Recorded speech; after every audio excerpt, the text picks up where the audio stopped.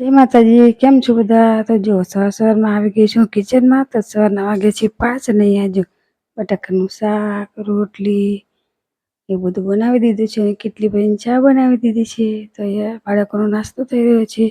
પછી નાઈ ધોઈ બધું કામ કરી અને હું આવી ગઈ છું પછી કિચનમાં। તો અહીંયા જો બપોરની રસોઈ બનાવવાની છે। તો પાપડીનું શાક બનાવી દીધું છે અને રોટલીનો લોટ પણ બાંધવા માટે મેં રાખી દીધો છે। અત્યારે આવી ગયા છે પાછા ફર્નિચર વાળા। તો જો ફર્નિચર વાળા આવ્યા અને પછી લાઈટ જતું રહ્યું એટલે ફર્નિચર વાળા બિચારા નિરાશ થઈને જતા રહ્યા। પાછા બધું કામ મૂકી દીધું। હવે કચરો વધારીને પાછા જતા રહ્યા। તો મારા એક કામ વધી ગયું છે। આમાં આવી ગયું વિરાટ। તો વિરાટને તો નવાઈ લાગી કે હિંચકોને બધું કોને છોડી નાખ્યું, હું કઈ બેસીશ। વિરાટને ટેન્શન આવી ગયું।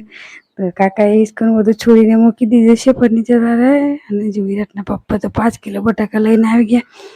દરરોજ તમારે બટાકા જ ખાવાના। એટલામાં પાછો અહીંયા જે વરસાદ આવી ગયો છે ધીમો ધીમો। હવે થઈ ગયો છે મારે બપોરનો ટાઈમ। તો બપોરે બધા ચા પીવે કે ના પીવે, મારે તો ચા પીવી જ પડે। તો જો હું અહીંયા ચા બનાવીને પીવા માટે બેસી ગઈ છું। લાઈટ નહોતું ને એટલે એક બેન અહીં સૂતા હતા, એક બેન અહીં સૂતા હતા, એમ કરીને બધા પોતપોતાની જગ્યાએ અલગ અલગ સૂતા હતા। અને જે દ્રષ્ટિબેને લાગી ગઈ છે ભૂખ। તો કબાટ ફોડવા માટે બેસી ગયા છે।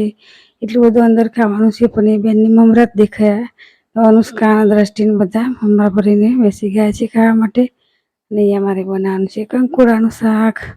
તો જો અહીંયા બધા મમરા ખાવા ડબ્બા ભરીને બેસી ગયા છે। બીજું કંઈ ના ભાવે, ખાલી મમરા જ ભાવે। હા, તો પછી રાતનો ટાઈમ થયો તો 8 વાગી ગયા હતા અને આવી ગયા હતા આરો વાળા। તો બધા આરોનું પાણી પીતા હોય ને અમે ના પીએ તો બરે જ ના। પછી અમે પણ આરો મંગાવી દીધો અને આ કાકા ફિટિંગ કરે છે આરાનું। મસ્ત ફિટિંગ થઈ ગયું છે। અને જો આખા ગામનો કચરો મારો વધી ગયો છે તો એ બધું સાફ સફાઈ કરવાનું છે। પછી થઈ ગયો જમવાનું બનાવવાનો ટાઈમ। એટલે જો બાજરાના રોટલા, કંકોડાનું શાક, દાળ ભાત બધું બનાવી દીધું છે। આ તમારો નાનકડો મિની બ્લોગ। તો મળીએ નેક્સ્ટ વિડીયોમાં। આવજો।